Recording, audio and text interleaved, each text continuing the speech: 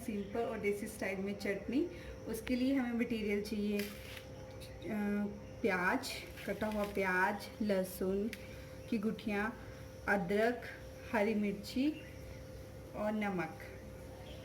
नमक आप सेंधा भी यूज़ कर सकते हो, ज़्यादा बेटर है कि आप सेंधा नमक ही यूज़ करो। अब हम सबसे पहले लेंगे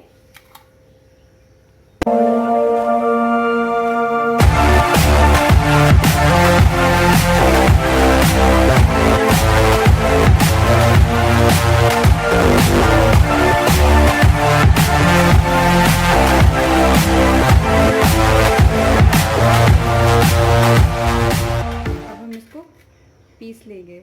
अभी हम इसमें नमक ऐड नहीं करेंगे, अगर हमने नमक ऐड कर दिया तो वो पानी छोड़ेगा।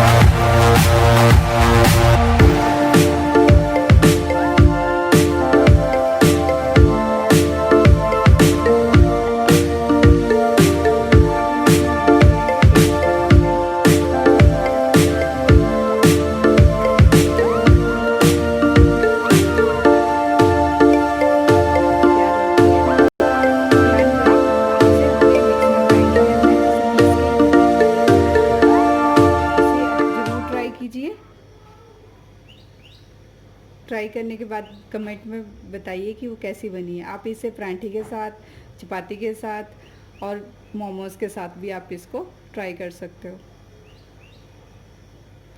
Hope you like it. Thank you.